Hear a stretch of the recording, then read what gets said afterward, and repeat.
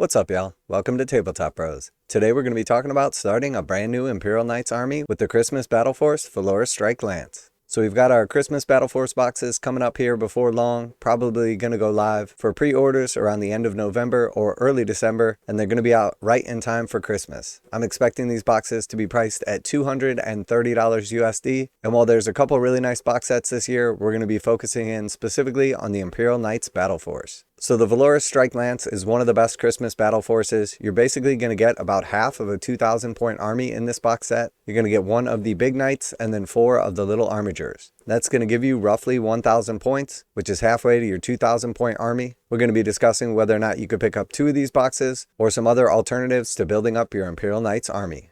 So first, let's take a look at what's in this box set, what kind of build options you have, and then also a couple of the enhancements and how to get your first 1,000 points on the table. So you're going to get one of the big knight kits. Unfortunately, it's not the complete kit, so you can build one big knight, but you're only going to have 2 of the various options available to you. So you can build either the paladin for 405 points or the errant for 390 points. And the main difference here is which one of the big weapons you're going to arm your knight with. So first we have the paladin. He's going to be equipped with the rapid fire battle cannon. The rapid fire battle cannon is really strong with a D6 plus 3 shots, hitting on 3s, 72-inch range. It comes in at strength 10 with -1 AP and 3 damage per shot. And the beauty of the rapid fire battle cannon is it has blast, which means if you target units of 5 or more models, you're going to get an extra shot per 5. And then also it is rapid fire D6 plus 3, which means anytime you're targeting something within 36-inch range, you're basically going to double your shots. So you'll get a total of 2d6 plus 6 shots within 36 inches. And with the Knight Paladin's move of 10 inches, that means your effective threat range at maximum firepower is 46 inches, which is basically an entire 40k tabletop board. So that means you're going to be averaging around 13 shots, hitting on 3s with 1 reroll per activation. Should give you about 9 or 10 average hits. The big downside here is that it's only 1 AP, which means that anything in cover is basically going to be taking flat armor saves. But you're not just equipped for shooting, you're also going to have a couple of other small arms fire weapons. But your main damage dealer in close combat is going to be the Reaper Chainsword. The Reaper Chainsword has 2 different profiles available, either a strike or a sweep. You're going to get 4 attacks with the strike, hitting on 3s at strength 14, -4 AP and 6 damage. Or you can alternatively use the sweep for 12 attacks, hitting on 3s at strength 9, -3, 2 damage. So you got the option to hit hard against a vehicle or another knight with the strike, or you can alternatively use the sweep to kill off your basic Space Marines in 1 shot apiece.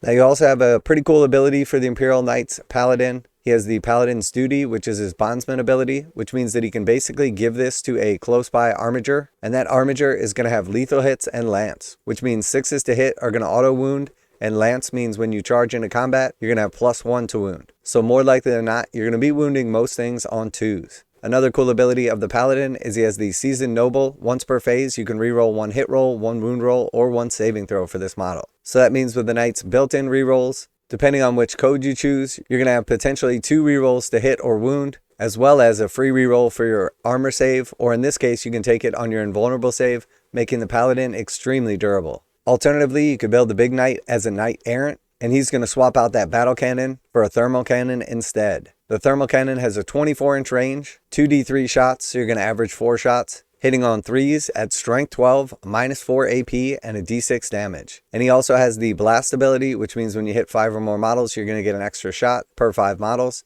And then also he has Melta 6, which means anything you target within 12 inches, you're going to do an additional 6 damage, which means you're going to get somewhere between 7 and 12 damage per unsaved wound. So this thing has the ability to 1 or 2 shot just about anything in the game. So while it doesn't have nearly the shots as the Paladin's battle cannon, the shots that do go through are going to be substantially more potent. Once again, you're going to have the Reaper Chainsword with the strike or sweep attacks, and then he has a different bondsman ability, the Errant's Duty, which means he's going to be able to buff nearby armiger. While the model is affected by this ability, you can reroll advance rolls made for that model, and its ranged weapons have the assault ability, which means it's going to make your nearby armiger very quick, and this is going to be particularly potent on the Warglaives, as you'll be able to move them an extra d6 inches. You can reroll that advance roll, and then you still have the ability to shoot. And then the Errant also has the aggressive assault ability, which means each time it makes a ranged attack against the closest eligible target, you add 1 to the hit roll, which means if you get close to what you're shooting at, your thermal cannon's going to be hitting on 2s instead of 3s.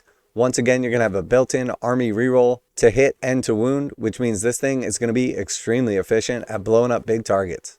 And you can't go wrong with a paladin or an errant. The paladin is going to be a little less potent in shooting, but have much more volume of fire. But the free reroll on your armor save is going to be extremely good for keeping him alive. As where the errant is going to be a little more aggressive, trying to get in close and do those big damage shots. And with your +1 to hit, built-in reroll to hit and wound, and extremely high AP on the thermal cannon, you're very likely to take down something big every turn. And then moving on from there, you're going to have 4 armigers in this box set. And each of these armigers can be built as either a Helverin or a Warglaive. So the Warglaive is a mix of shooting and combat and does both extremely well. You're going to have a thermal spear with melt of 4, 24-inch range, 2 shots, hitting on 3s, strength 12, -4, d6 damage. So a mini version of the thermal cannon the errant comes with. You're also going to have the Reaper Chain Cleaver, which has either a strike or sweep profile, 4 attacks on the strike or 8 attacks on the sweep. Hitting on 3s, the strike is strength 10, -3, 3 damage, and the sweep is strength 8, -2, 1 damage. So once again, you're going to have the optionality to either take down something big or clear away chaff with ease. You also have the Impetuous Glory ability. Each time this model makes a charge move until the end of the turn, melee weapons equipped by this model have sustained hits 1 ability. Which means that after making a charge move, on average you're going to get about 1 extra hit from rolling a 6. Alternatively, all the armigers can be built as the Helverin variant, and the Helverin is armed with 2 armiger autocannons. So you're not going to have the same potency in combat with this guy, as he's designed specifically for shooting, but you're going to have 2 guns with 48-inch range, 4 shots apiece, which means this guy's going to be unloading 8 autocannon shots, hitting on 3s at strength 9, -1 AP, and 3 damage. So once again, this guy suffers from not having a very high AP value, which means that if you're shooting at a target in cover, they're going to be taking base armor saves, but each shot that goes through is going to be doing a brutal 3 damage. He also has the Skyfire Protocols ability, which means while this model is either wholly within your deployment zone or within range of an objective marker you control, its armiger autocannons have the Anti-Fly 2-up ability. Which means if you're shooting at anything with the fly ability like Magnus or Mortarion, Crisis Battlesuits, or any cheap chaff with fly, you're going to be wounding on 2s. So you got a lot of great options right here, depending on what you're looking to do with your army. But regardless of how you build them, the Paladin's coming in at 405, the Errant's coming in at 390, the Warglaives are 150 points apiece, the Helverins are 145 apiece. So you're going to be coming in at roughly 1,000 points with this box set.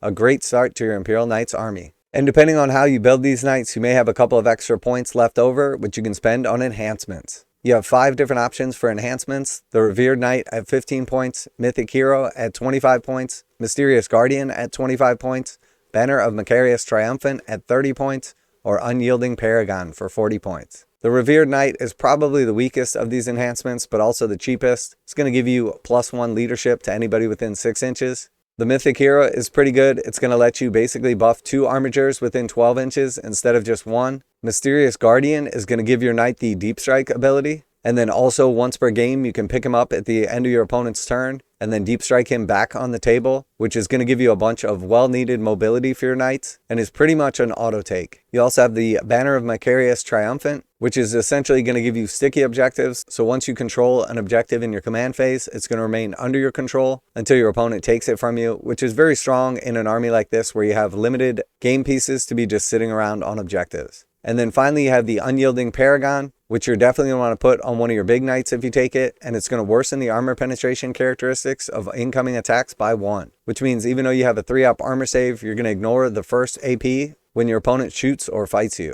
So depending on how you build the knights that come in this box set, you should easily be able to take one of the enhancements. I personally like the Errant build myself. You really can't go wrong with either one of the big knight builds, and I personally like the idea of 2 each of the Helverins and Warglaives. So that's going to give you your first 1,000 points contained within this box set. It's going to cost you about $230, which is a great deal relative to picking up these models on their own. But once you got that first 1,000 points, the question is, what are you doing for the next 1,000 points? Now you do have the option of just picking up 2 of these box sets. So you'd have an entire Imperial Knights army for around $460, which is an absolute steal for a Warhammer 40k 2,000 point army. You'd have 2 of the big knights on the battlefield and then 8 of the small knights, which is going to give you quite a few game pieces and a pretty good starting army.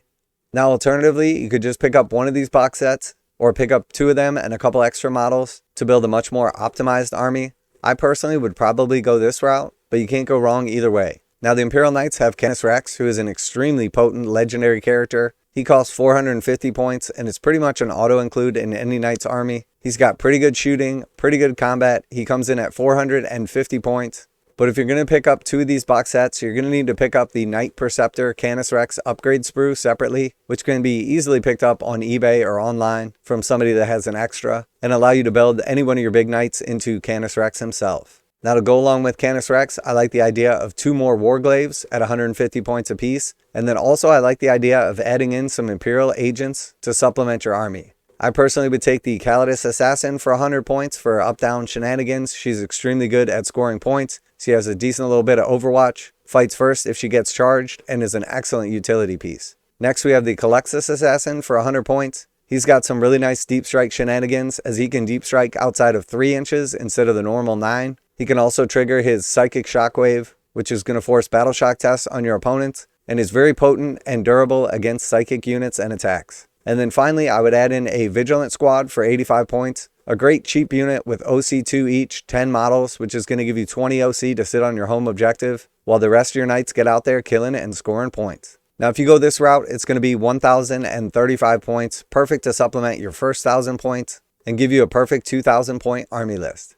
Now, some other alternative options would be to take some Navis Breachers who serve a similar purpose to the Vigilant Squad. You could just put in more Armigers, say if you picked up 2 of the box sets. The Knight Lancer is extremely good as well. He's fast, he hits hard, he has a 4-up invulnerable save not only from shooting but also in combat. Or you could always take 1 less game piece and just load out your army with enhancements. Now, regardless of which route you take, whether you pick up 2 of these boxes or just 1 of them and then buy the individual models you want to supplement your army, Imperial Knights are extremely fun to play. They have a very low skill floor and a very high skill ceiling. It's great because the model count is a little bit lower, so they're easier to get on the table and start enjoying. You only have a couple of data sheets you need to learn. And Imperial Knights are an excellent stat check army, where certain lists just aren't going to be able to take down enough of these big boys before they're swept off the battlefield. Now, I personally think that the Valorous Strike Force is an extremely good box set. It's going to be very popular, so if you are after one of these, don't mess around. Make sure you get your order in with your local friendly game store or online retailer right away, as I do suspect these are going to sell out very quickly. Also, you may want to just start eyeballing the Canis Rex upgrade sprue. Even if you're just picking up one of these box sets, you're definitely going to want to include this epic hero in your Imperial Knights army. Now, it is worth note also that all of the Imperial Knights in this kit can be built as the Chaos Knights with no specific modifications or conversions. So realistically, this is a dual purpose box set for both Imperial and Chaos Knights. Now, if you are going to go the route of the Chaos Knights, you're not going to have access to the Imperial agents, but you could potentially supplement your army with more demons or some of the other Chaos Knight specific units. So if you enjoyed today's video and found some value out of it, hopefully by now Tabletop Bros has earned your subscription. Let me know down in the comments if you're interested in the Valorous Strike Lance. Are you going to be building the Imperial or Chaos Knights? Are you going to go all in on Knights? You're going to put in some agents? Or if you go Chaos, throw in a couple of demons? Always like to hear back from you guys in the comments. And if you have any specific questions or anything you'd like me to elaborate on, I'd be glad to do so. So that's it for our review of the Valorous Strike Lance, the new upcoming Christmas Battle Force box set for Imperial or Chaos Knights. And that's it from the Tabletop Bros. Later.